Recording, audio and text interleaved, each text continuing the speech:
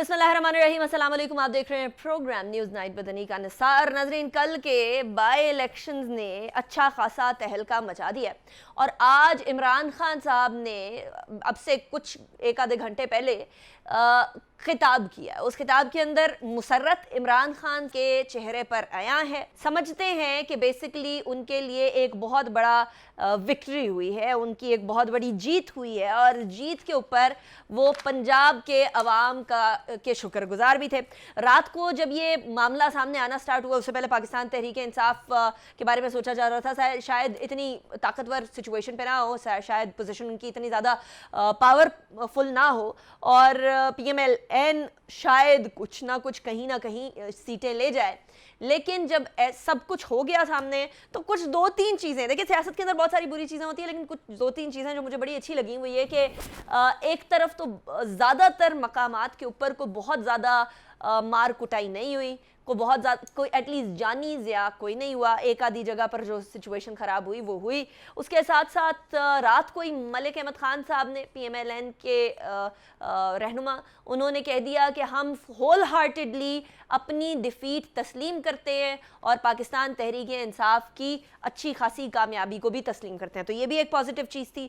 और तीसरी जो है वो वहाँ जहाँ मोहम्मद सलमान और उसके साथ साथ ज़ैन हुसैन कुरैशी मुल्तान की नशिस्त के ऊपर जो कांटे का मुकाबला था, उस कांटे के मुकाबले में हुआ अल्टीमेटली ये कि एंड पे जब ज़ैन हुसैन कुरैशी, शाह महमूद कुरैशी साहब के साहबजादे जीत गए तो उसके बाद अपोजिट कैंडिडेट जो कि बेसिकली मोहम्मद सलमान नहीं PMLN के, उन्होंने मुबारकबाद दी ज़ैन को। तो ये कुछ अच्छी चीज़ें, जो एक अच्छा ट्रेंड मुझे नज़र आया उसके बारे में मेंशन करना ज़रूरी था। कल 20 में से 15 नशिस्तें पाकिस्तान तहरीक इंसाफ के सर आई, कामयाबी हुई उस पर। 4 नशिस्तों पर पाकिस्तान मुस्लिम लीग नून जीती और एक नशिस्त जो है वो इंडिपेंडेंट कैंडिडेट ने जीती। लाहौर की 4 में से 3 नशिस्तें जो हैं उसके ऊपर PTI कामयाब रही है। पंजाब असेंबली की सूरत हाल कुछ इस तरह से है कि अभी की हुकूमत हमजा शहबाज शरीफ साहब की CM शिप के अंडर जो हुकूमत है उसके पास 179 नशिस्तें हैं और पाकिस्तान तहरीक इंसाफ के पास जो अपोजिशन इत्तेहाद है PMLQ को मिलाकर उनके पास अब 188 नशिस्तें हो चुकी हैं। 186 का हिंसा अबूर करना था, मेजॉरिटी मिलनी थी और उसकी बेसिस के ऊपर गवर्नमेंट बना सकते हैं। अब पाकिस्तान तहरीक इंसाफ और इत्तेहादी गवर्नमेंट फॉर्म करने की सूरत हाल में और पोजीशन में हैं।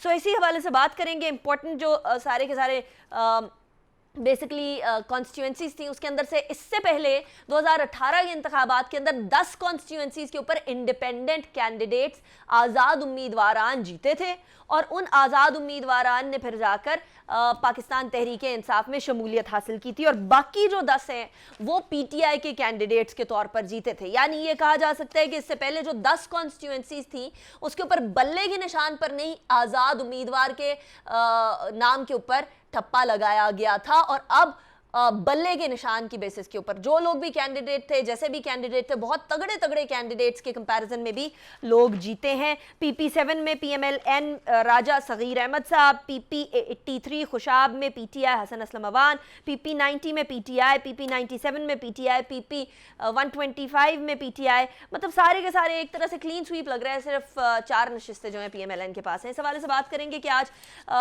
की सूरत हाल बिलखुसूस देखते हुए, कल की सूरत हाल को मद्देनजर रखते हुए, क्या अब भी इंतखाबात 2023 में ही होंगे या अब इंतखाबात जल्दी हो जाएंगे। मेरे साथ जो मेहमानान मौजूद हैं मैं उनका तारुफ करवा दूं। पाकिस्तान मुस्लिम लीग नून से सेनेटर राना मकबूल साहब हमारे साथ मौजूद हैं, सीनियर रहनुमा है। बहुत शुक्रिया सेनेटर साहब, आपने हमें ज्वाइन किया। It's a pleasure having you in the show.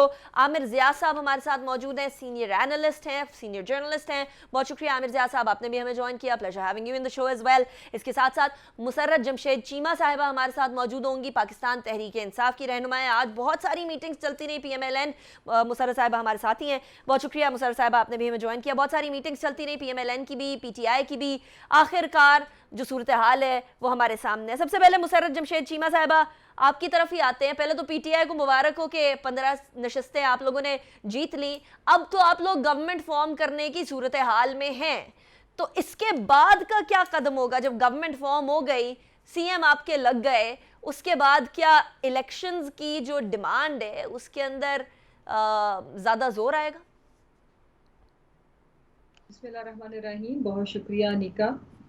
देखें, सबसे पहले तो मैं अल्लाह की शुक्रगुजारी के बाद पंजाब की आवाम के हम लोग शुक्रगुजार हैं, जिस तरह से उन्होंने वो खड़े हुए पाकिस्तान के साथ, अपने बच्चों के बेहतर मुस्तकबिल के साथ, और उन्हें समझ आई कि इस मुल्क के साथ इनफैक्ट हो क्या रहा है।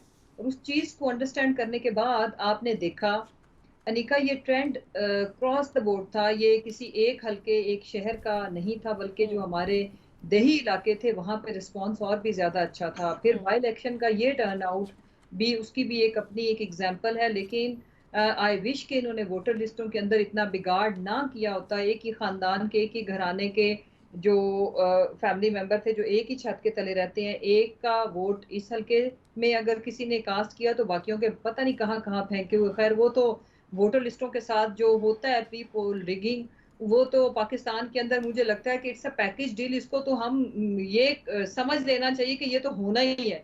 इस दफा एक एक्सेप्शन उसमें जरूर थी कि 40 लाख लोगों को, पहले हम सुनते आ रहे हैं बचपन से कि पाकिस्तान की वोटर लिस्टों के अंदर मुर्दे जिंदा और जावेद हैं।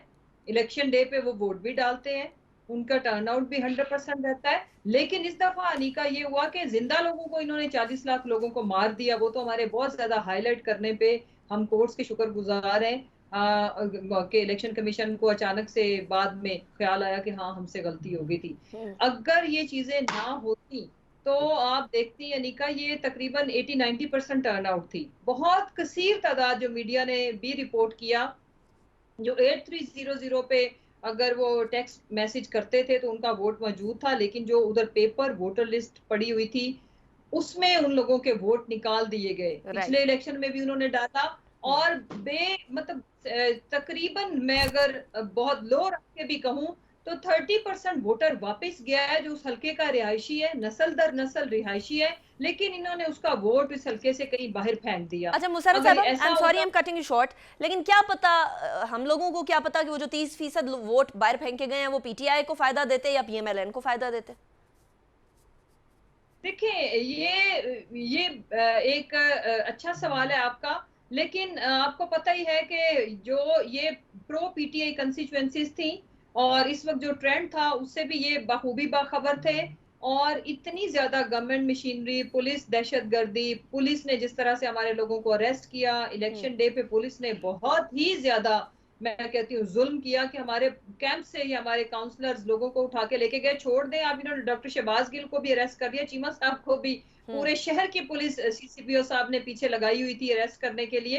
तो इस तरह के ओछे कांडों के बाद, और उससे पहले भी आपको पता है, हम तो मीडिया में आ रहे थे, हमारे जो मेन ऑफिस थे वहां पे पुलिस आके हरास कर रही थी, अरेस्ट करने की ट्राई कर रही थी हमारे लोगों की, जिनकी जमानतें तो हुई प्री हुई थी पोल उनके घरों रिगिंग, के मुशर्रत बाहर। साहब, प्री पोल रिगिंग पूरी पूरी हो रही थी आपके बकौल। राना साहब की तरफ चलते हैं। सेनेटर राना मकबूल साहब, अच्छी बात है हम कि रिपोर्ट करते हैं। जी जी, गॉट योर पॉइंट मुशर्रत साहब। सेनेटर राना मकबूल साहब, जी, एक बात तो वाजे है कि बड़ी अच्छी बात है कि आप लोगों ने खुले दिल से पाकिस्तान तहरीक इंसाफ की जीत तस्लीम की है। लेकिन ये हुआ क्या है सेनेटर साहब? लाहौर, शेखुपुरा, झांग, मुल्तान, चले मुल्तान तो फिर भी समझा जाता है, साहिवाल, लोधड़ा, ये सारे के सारे हल्के, स्पेशली लाहौर के 3 हल्के। लाहौर तो गढ़ था, तख्ते लाहौर बोला जाता था कि पीएमएलएन, ये तख्त कहीं लरजना शुरू तो नहीं हो गया?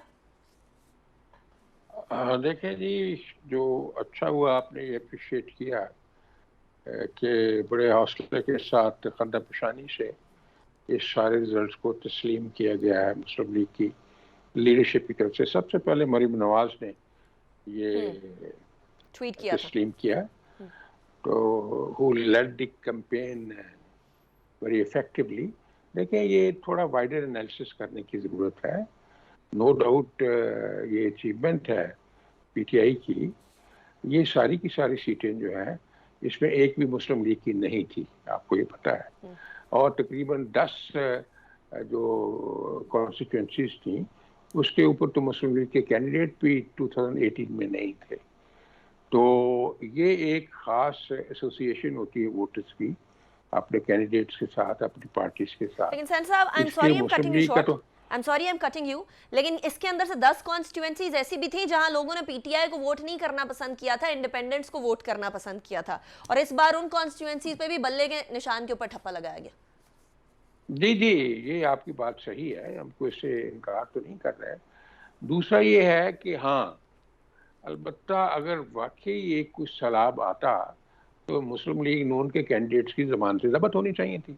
अब अगर मार्जिन आप देखती हैं कि बहुत सारी कॉन्स्टिट्यूंसी में मार्जिन 2000-3000 है, जो 5-6 कॉन्स्टिट्यूंसीज में उसमें मार्जिन ज्यादा है। ये एक एनालिसिस की बात है। बाकी इनएडिक्वेसीज जो हैं मुस्लिम लीग की अपनी अरेंजमेंट में और मैकेनिज्म में रही हैं। बहुत सारी कंप्लेंट्स आई कि बहुत सारे वोटर्स गए, उनको पर्ची ही नहीं मिली, वो बगैर वोट डाले वापस आए हैं। इसलिए एडमिनिस्ट्रेटिव और जो इलेक्शन पोलिंग डे की अरेंजमेंट्स हैं उसमें मुस्लिम लीग की तरफ से भी इनएडिक्वेसीज हुई हैं। कुछ ऐसे जगह पे भी हुए हैं जहाँ कैंडिडेट्स वो प्रॉपर नहीं थे।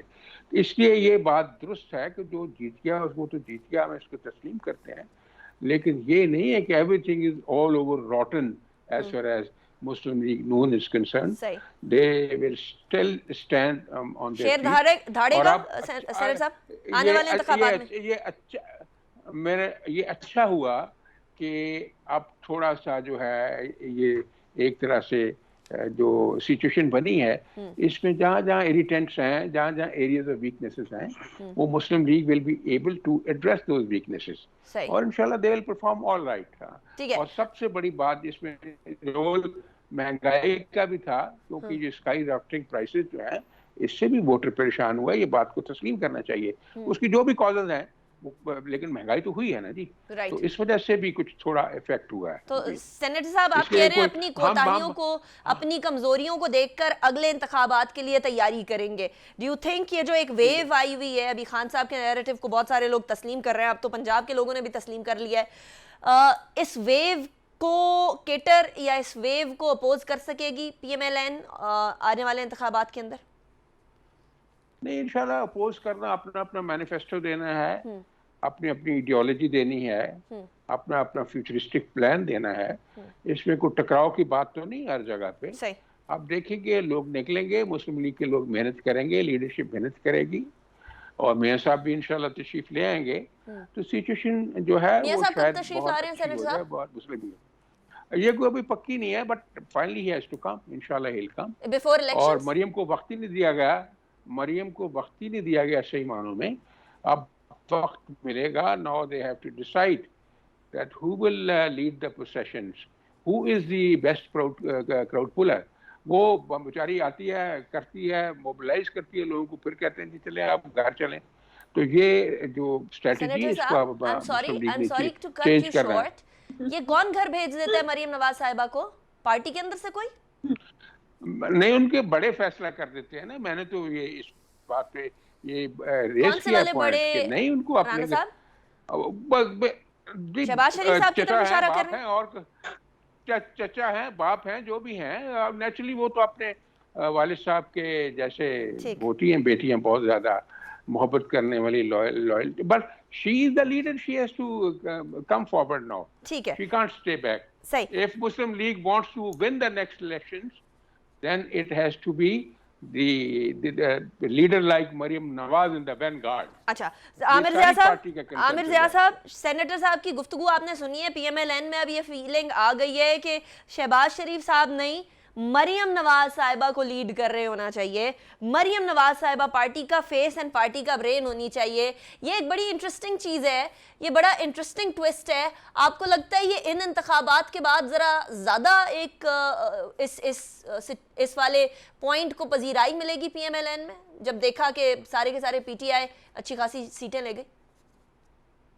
अनिका, जो आपके प्रोग्राम से खबर निकली है, पुराना साहब ने जो भी आपको बताया, ये बात जो मेरे ख्याल में खबर है ये, और जो इनकी पार्टी के अंदर जो एक रिव्यू हो रहा है और जो बातचीत हो रही है उसकी अक्कासी करती, लेकिन ये मैं नहीं समझता कि पूरी पार्टी की नुमाइंदा राय है इसमें। यकीनन क्योंकि एक बड़ी पार्टी है तो उसके अंदर मुख्तलिफ ख्यालात हैं। अगर फर्ज करें कि एक धड़ा बहुत अरसे से चाहता है कि जी जो लीडरशिप हो वो नवाज शरीफ साहब या उसके बाद उनकी साहबजादी के पास हो, और दूसरी जानिब जो है वो चचा यानी कि शहबाज शरीफ साहब और हमजा भी मौजूद हैं, तो अब यकीनन हो सकता है कि उनके दूसरे धड़े में ये सवाल पैदा हो कि जो हमारा ये अशर हुआ कि इसलिए तो नहीं हुआ कि हमें इसी मंजिल पे लाना था और उसके बाद हमें कहते हैं रिजेक्ट करके, हमें अंडरमाइन करके जो है वो फिर जो दूसरी शाख है वो अपने आप को रीअसर्ट करेगी। तो मेरे ख्याल में अभी ये जो नून लीग की, मैं नहीं समझता कि नून लीग के खिलाफात नहीं, शरीफ खानदान के खिलाफात हैं।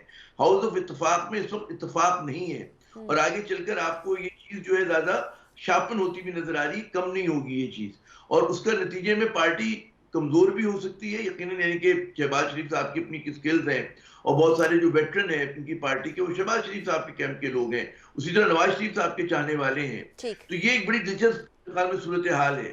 अरे दूसरा हमें समझना चाहिए कि ये जो इलेक्शन हुए, मैं ब्रॉडली स्पीकिंग करूंगा, हम कराची में बैठकर या मुल्क के दीगर इलाकों में बैठकर या आप अगर बैरून मुल्क सफर कर रहे हो तो आपको अंदाजा होता है पाकिस्तानी किस तरह से देखते हैं। लोग देख रहे हैं कि इसको अलामती तौर पे किस चीज का इलेक्शन था ये एंटी करप्शन नैरेटिव की फतह थी और ये जो डायनेस्टिक पॉलिटिक्स है उसके खिलाफ एक मेरे ख्याल में वोट था।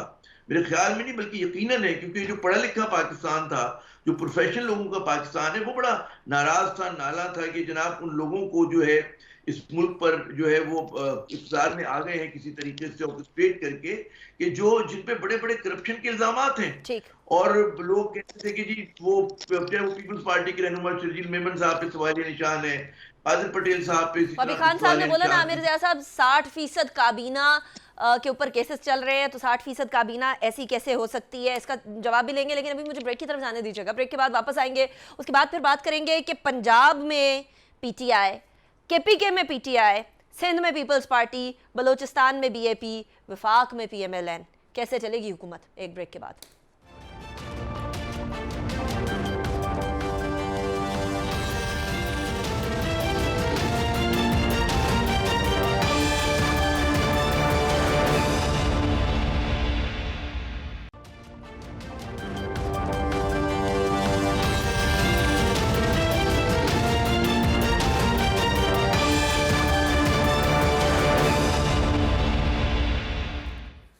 Welcome back after break. Break पे जाने से पहले हम बात कर रहे थे, रान साहब कह रहे थे कि अब नवाज शरीफ साहब जो हैं वो ऑब्वियसली उनको मुल्क आना होगा और मुल्क में आकर अब हम लोगों को ये भी डिसाइड करना होगा कि मरीम नवाज साहिबा लीड करेंगी या कोई और लीड करेगा।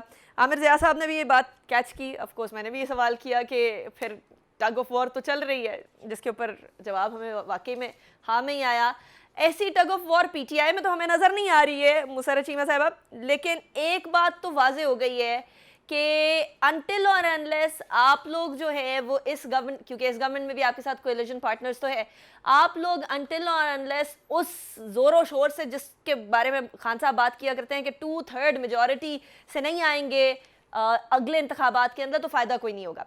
लेकिन अभी फ़िलहाल ये सवाल पैदा होता है कि वफाक पीएमएलएन के पास, केपीके आपके पास, पंजाब अब आपके पास होगा, गवर्नमेंट को तंग तो नहीं करेंगे वफाकी गवर्नमेंट को आप लोग?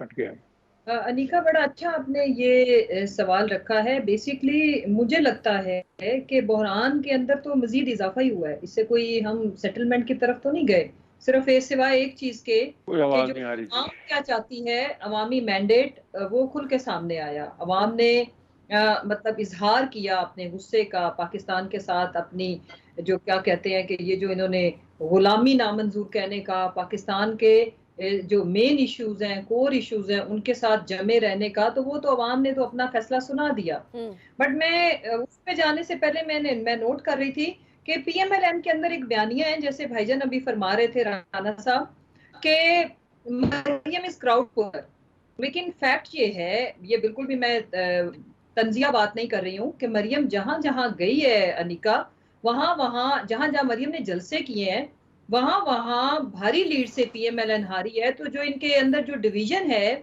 वो ये है, जो दूसरा एक ग्रुप है, वो आपको पता है अच्छे तरीके से, वो ये कहते हैं कि मरियम PP7 में भी तो मरियम नवाज साहिबा गई थी, वहां तो जीत गए हैं वो लोग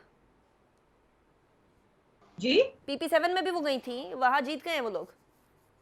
अभी वो जीते नहीं है, अभी उसका फैसला आना बाकी है और अभी रीकाउंटिंग के लिए हम लोग चले गए हैं और इंशाल्लाह लेट्स सी। बट अगर जीते भी हैं तो फिर 2-4 वोटों से जीतेंगे। अभी 45 की लीड है, तो वो अभी रीकाउंटिंग पे वो पीपी चली गई है। लेकिन जो इम्पोर्टेंट चीज मैं बताना चाहती हूँ कि ये इनका ये बयानिया PMLN वाले ही बहरहाल बाय द वे उन्होंने ये पॉइंट आउट किया कि भाई जहां ये जाती है वहां से तो हम ज्यादा लीड से हारे हैं। तो वो जो क्राउड पुलर और वो सारा आपको पता ही है कि फिर इनको उकाड़ा के अंदर जो ग्राउंड थी उसमें बगैर बारिश के बारिश करना पड़ी पानी खोल के, क्योंकि लोग नहीं आए। गुजरांवाला में जब ये महंगाई मुकाओ मार्च लेके निकले थे, हमजा खैर उस वक्त तो हमजा भी था, मरियम को अकेले ब्लेम करना ठीक नहीं होगा। तब भी यहाँ से लाहौर से गुजरांवाला तक मार्च खत्म हो गया था और 1.5 दिन ये अंदर बैठी रही वहां पे, और इनको फिर लोग इकट्ठे करने पड़े नेबरिंग डिस्ट्रिक्ट से, और फिर प्रेस कॉन्फ्रेंस भी इनकी डिले हुई। और ये तो हालात है इनके। अच्छा, वैसे आपने खबर दी है मुझे मुसर्रत चीमा साहिबा, आप कह रही हैं कि ये मैं नहीं, ये तो PMLN के लोग कह रहे हैं कि जहां जहां मरीम नवाज साहिबा गई हैं वहां वहां गड़बड़ हो गई है, हम इलेक्शन हार गए हैं। या आपको किसी PMLN के रहनुमा ने ऑफ द रिकॉर्ड बात की है मुसर्रत साहिबा? नहीं, ये बेसिकली ऑफ द रिकॉर्ड की बात नहीं है, ये ऑन द रिकॉर्ड बातें हो रही हैं। अब आगे आप आने वाले टाइम में आप देखेंगी, अभी राणा साहब ने भी जो बात फरमाई है कि ये समझते हैं कि वो एक मोमेंटम जनरेट करती है तो फिर उसको घर बिठा दिया जाता है। अचानक आपने देखा उनका ट्विटर अकाउंट आग उगलता है, फिर अचानक से वो म्यूट हो जाता है, खामोश हो जाता है। वो बाहर निकलती है, एक्टिविटी करती है, फिर उनको क्वारंटाइन कर दिया जाता है। पॉलिटिकली क्वारंटाइन की मैं बात कर रही हूँ। सो ये एक इनकी सांप सीढ़ी तो चल रही है विद इन फैमिली भी, लेकिन ये एक फैक्ट भी है। जब ये कल बात सामने आई तो हमने चेक किया, वाकई वहां हारे तो हर जगह से ही है, जहां मरियम विजिट पे करके आई है वहां ज्यादा से हारे हैं। अब रह गई बात कि ये जो इस वक्त जो क्राइसिस है, देखो पाकिस्तान के अंदर जब तक पॉलिटिकल स्टेबिलिटी नहीं आएगी, अब कोई क्राइसिस थमने वाला नहीं है। ठीक हो गया। पॉलिटिकल स्टेबिलिटी एक ही सूरत में आ सकती है कि अर्ली इलेक्शन करें, फ्रेश मैंडेट लेके। ठीक है। अच्छा आमिर ज़िया साहब, अर्ली इलेक्शन की डिमांड पहले भी थी, अर्ली इलेक्शन की डिमांड अब भी है। मुसर्रत चीमा साहबा ने इशारा कर दिया कि पॉलिटिकल इंस्टेबिलिटी तो रहेगी, यानी वफाकी हुकूमत को गाहे बगाहे कभी KPK से कभी पंजाब से तंग तो करेगी PTI। तो अगर पॉलिटिकल इंस्टेबिलिटी रही तो फिर क्या अर्ली इलेक्शंस की तरफ ही जाना बेहतर होगा? क्योंकि शहबाज शरीफ साहब की अपनी जो साख है वो मुतासर होती चली जा रही है। बहुत सारे इत्तेहादियों को साथ लेकर चलना आसान काम नहीं है, वो भी बड़े बड़े बुर्ज हैं इन इत्तेहादियों में। बिल्कुल, देखिए एक बात तो तय है कि मुल्क में हम शुरू से कह रहे थे इंतखाबात से पहले कि नतीजा कुछ भी हो ज़िमनी इंतखाबात का, इसके नतीजे में पाकिस्तान में सियासी इस्तेहकाम नहीं आएगा। क्योंकि अगर उस जमाने में जो सिनेरियो बिल्ड कर रहे थे उसमें हम ये समझते थे कि अगर इमरान खान साहब जीत गए तो वो इसको पंजाब को जंपिंग बोर्ड इस्तेमाल करेंगे मजीद प्रेशर डालने के लिए शहबाज शरीफ साहब की हुकूमत के लिए, तो वो यकीनन होगा। और आप देखेंगे अगर पंजाब उनके पास नहीं है और KP उनके पास नहीं है और बलूचिस्तान भी आप देखिएगा हिला हुई है वो, तो फिर मेरे ख्याल में उनके लिए बिल्कुल नामुमकिन हो जाएगा। फिर पार्टी के अंदर उनके ऊपर प्रेशर बिल्ड होगा, नून लीग में इसके तमाम तरह इशारे हमें नजर आ रहे हैं, तो ज्यादा वो खड़े नहीं रह सकते। अच्छा, हल सिर्फ एक ही है, हल ये कि अभी जो आज मीटिंग हुई है PTI की, तो उसमें यही बात मेरे ख्याल में फैसला भी किया गया कि पंजाब में हुकूमत बनाएंगे और इलेक्शन को जल्दी करवाने के लिए जो हुकूमत पे दबाव है उसको हम बरकरार रखेंगे। और बड़ा मतलब मेरे ख्याल में ये चीज वाज़ेह हो गई है। और इसमें अब मुझे नहीं लगता, फिर एक और जो सवाल अभी गुफ्तगू में आया कि जो नवाज शरीफ साहब का कैंप है, जो उनके वफादार हैं, वो चाहते कि नवाज शरीफ वापस आए, लेकिन मैं नहीं समझता कि नवाज शरीफ साहब इस तरह का कोई कहते हैं जुआ खेलेंगे। ठीक है, क्योंकि देखिए इसाक डार साहब भी नहीं आए, उनको इंतजार था कि 17 जुलाई के जो इंतखाबात होंगे उसके बाद फैसला किया जाएगा। 17 जुलाई के इंतखाबात ने फैसला कर दिया तो उनके आने का मतलब ये होगा कि जनाब वो बड़ी रिस्की सिनेरियो में आ रहे हैं। पाकिस्तान की वो जो एक रिफ्लेक्शन बेड ऑफ रोजेस है वो बेड ऑफ जो है थॉर्न्स के अंदर तब्दील हो गया। राणा साहब की वीडियो भी अब हमसे कनेक्ट हो गई है। राणा साहब आपके लिए सवाल छोड़े जाऊंगी जी। आमिर ज़िया साहब, मुझे ब्रेक की तरफ जाना है, मैं राणा साहब से भी आकर सवाल एक छोड़े जाऊंगी। राणा साहब, एक शॉर्ट मैंने आपको सुनाना है, उसके बाद फिर मैं आपसे बात करूंगी, सवाल भी आपके सामने रखूंगी। अभी ब्रेक की तरफ जाते हैं, ब्रेक के बाद वापस आएंगे, उसके बाद फिर प्रोग्राम को कंटिन्यू करेंगे। See you after the break.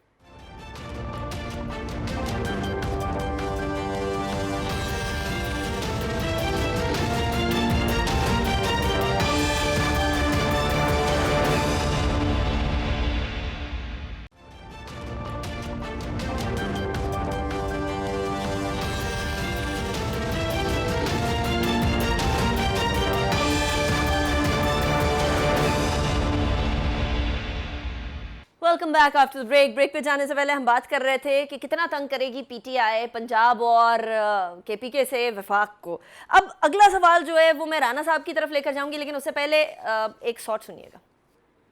लोगों ने पेट्रोल के रेट बढ़े हजम सियासत के लिए, मगर लोगों ने जो बात हजम नहीं की, जो कबूल नहीं की, वो ये है कि उन्होंने ये हमें मैंडेट दिया ही नहीं था कि पिछली खराबियों पे हम पर्दा डालें। नवाज शरीफ को आप सारा सच कहना पड़ेगा, नवाज शरीफ को आना पड़ेगा, आना चाहिए, आएंगे। राणा साहब, ये जावेद लतीफ साहब क्या बात कर रहे हैं? ये तो अच्छी खासी डिवीजन नजर आ रही है, धड़ेबाजी नजर आ रही है पीएमएलएन में। Divided we fall, united we rule वाला हिसाब छोड़ दिया पीएमएलएन। किस हद तक कशीदगी है? देखिए ये अपनी अपनी इंटरप्रिटेशन है इश्यूज की। हर इंडिविजुअल को, पॉलिटिकल वर्कर को, ऑफिस होल्डर को अपना पॉइंट ऑफ व्यू रखने का हक है और उसको एक्सप्रेस करने का हक है, लेकिन एक फाइनल वर्ड होता है जो मुस्लिम लीग के कायद का। अभी आमिर ज़िया साहब शायद वो सवाल की ज़रूरत ही न पड़े, फरमा रहे थे कि इनकी जो डिवीज़न की आप बात कर रहे हैं, मैं आपको बताऊं, आई एम विद देम कोई working for the last 41 years, और इस फैमिली में ये बात है कि बड़ों का अदब बहुत होता है और बुजुर्गों का, माओ का, बाप का, भाइयों का, ये बड़ी डिसिप्लिन किस्म के लोग हैं। इस लिहाज से जो मियाँ नवाज शरीफ कहेंगे, जो इनके कायद हैं, हम सब के कायद हैं, वो हरफ आखिर होगा। कोई आदमी अपना डिफरेंस ऑफ ओपिनियन तो पेश कर सकता है, बच्चे नहीं हमारे करते, हमारी बेटियां नहीं करती, वो हक है हर आदमी को, लेकिन फाइनल वर्ड जो है वो मियाँ नवाज शरीफ का होगा। जो वो फैसला करेंगे सारी पार्टी उसी के ऊपर अमल करेगी। इसलिए ये कि जी उसमें डिवीजन होगी, ये हो गया, वो हो गया, ऐसी बात नहीं है। लेकिन राणा साहब, इससे पहले हम लोगों ने पीएमएलएन में इतने खुलेआम बबांगे दोहल ये बात करते हुए किसी को सुना नहीं कि नवाज शरीफ साहब या शहबाज शरीफ साहब या मरीम नवाज, जिस तरह आपने भी फरमाया, मरीम नवाज साहिबा को एक बंद करके रख दिया जाता है। इतनी ओपनली इस तरह की बातें सुनी नहीं थी, इसलिए है तो अचंभे की बात। नहीं, इसका मतलब है कि थॉट्स की ग्रोथ हुई है, एनालिसिस की एक्यूमेन स्किल्स बढ़ी है, चीज़ों को फार साइटेडली देखा जा रहा है। क्या आप उसी कोलू के बैल बने रहें और इसके ऊपर कोई क्रिएटिव थिंकिंग न करें? ठीक, ये तो बात नहीं है। अब आप क्रिएटिव थिंकिंग करें, डिफरेंस ऑफ ओपिनियन को आप प्रोजेक्ट करें and put them before your Quaid, before your leader, let him think over and let him wait for the decision. तो राणा साहब, हम ये समझे कि पीएमएलएन के लीडर्स को पब्लिकली या मीडिया पे बात करने की जरूरत इसलिए पड़ रही है बिकॉज़ अब लीडर्स वैसे बात नहीं सुन रहे। ये भी सोचा जा सकता है इसका एक नहीं, ये बात बिल्कुल खत्म नहीं है। जैसे गुफ्तगू में ऐसी बातें आती हैं, हर आदमी अपनी राय का इज़हार करता है। हमको अपनी लीडरशिप के खिलाफ प्रोटेस्ट थोड़ा कर रहे हैं, ठीक, हम तो चीजों का तज्जिया कर रहे हैं, जो आप भी कर रहे हैं, हम भी कर रहे हैं। ठीक, अच्छा, आमिर ज़िया साहब मुस्कुरा रहे हैं। आमिर ज़िया साहब क्यों मुस्कुरा रहे हैं? नहीं, वो राणा साहब जितनी सादगी से इतनी पेचीदा बात अर्ज कर देते हैं तो उस पर ज़ाहिर मुस्कुराना तो चाहिए। अच्छा। लेकिन मैं देखिए, बात ही कि राणा साहब का माशाल्लाह 4 दहाइयों पुराना रिश्ता है और वो वज़ादार लोग इसी तरह बात करते हैं। लेकिन एक बात समझने की है कि मियाँ, जब बड़े मियाँ साहब हयात थे तो वो, और ये दोनों सगे भाई हैं, शहबाज शरीफ और नवाज शरीफ, जरूरी नहीं कि वो जो खानदान में यकता होना, हाउस ऑफ इत्तेफाक में जो इत्तेफाक है वो नई जनरेशन में भी मुंतकिल हो। कजन्स के अंदर जाके वो बातें उस तरह से नहीं रहती हैं। तो ये मतलब है, और ये अंदेशा जो है मेरे ख्याल में नून लीग के अपने लोगों को भी है कि जो भी इनके पार्टी के मुखलिस लोग हैं, और उनको भी एक समझ में बाज लोग हैं कि जी शहबाज शरीफ साहब होंगे, नवाज शरीफ साहब होंगे, हमजा होंगी, फिर मरियम साहिबा जहाँ पे मकबूल है वहां पर गैर मकबूल भी है, जो किसी भी एक रहनुमा के साथ होता है कि जहाँ पे मतलब लोगों को अट्रैक्ट करती हैं तो रिपेल भी बहुत सारे लोगों को कर रही होती हैं। फिर हमें एक समझना चाहिए कि अब जो 21वीं सदी का पाकिस्तान है, इसमें डायनेस्टिक पॉलिटिक्स यानी कि मौरूसी सियासत के खिलाफ लोगों में बहुत ज्यादा एक वो है, मतलब अंदेशे हैं, उसके ऊपर इतराजात हैं। तो अब पाकिस्तान को आप 21वीं सदी के पाकिस्तान को राजवाड़े की तरह नहीं चला सकते। आपको उसके लिए यकीनन एक जमहूरी पार्टी चाहिए। नून लीग बहुत बड़ी पार्टी है, पाकिस्तान मुस्लिम लीग, लेकिन उसमें और भी लीडरशिप के लोग होने चाहिए और लोग सामने आने। क्यों शरीफ राणा साहब खुद क्यों नहीं कायद बन सकते? और फिर जरूरी नहीं कि राणा साहब वैसे ऐसी वाली डेमोक्रेसी एक पार्टी में, जमाते इस्लामी, बाकी पार्टीज के अंदर जरा मुश्किल नजर आती है। लेकिन मुसर्रत जमशेद चीमा साहब, क्लोजिंग रिमार्क्स, व्हाट नेक्स्ट? आज के बाद क्या पीटीआई का लाहेअमल? देखिए पीटीआई पहले भी पाकिस्तान के लिए स्ट्रगल कर रही है, अभी हम मजीद सीखते हुए अपने डिफरेंट किस्म के जो तजुर्बात हैं, अवाम का रिस्पॉन्स है, हम इंशाल्लाह बड़े ऑर्गेनाइज्ड वे में बेहतर तरीके से इंशाल्लाह परफॉर्म करेंगे, जैसा कि हमने इन 20 सीटों के बाई इलेक्शन में किया। दूसरी जहां तक रह गई बात, बिल्कुल सही, आई एग्री विद आमिर भाई के राना साहब ने बड़ी सादगी के साथ एक काफी कॉम्प्लिकेटेड इशू को ऐसे बता दिया। देखें, ये प्रेस कॉन्फ्रेंस तो वायरल करवाई गई है, ठीक हो अभी आप देखिएगा कि आगे आगे कौन कौन से शाहकार क्या क्या कहते हैं, और अभी तैयार हो चलिए आगे आगे क्या होता है ये आगे का वक्त बताएगा। और स्पेशली आगे का वक्त इसलिए भी ज़रूरी है क्योंकि 2023 में उन्हें इंतखाबात या उससे पहले हो जाएंगे, ये भी एक अहम सवाल है। मुसर्रत जमशेद चीमा साहिबा, राना कबूल साहब, बहुत शुक्रिया आप दोनों ज्वाइन किया। आमिर ज़िया साहब, thank you very much for joining in the show, it was a pleasure having all of you in the programme. इसी के साथ अनीका निसार को इजाज़त दीजिए, अपना बहुत ख्याल रखिएगा, अल्लाह हाफिज़ नासिर।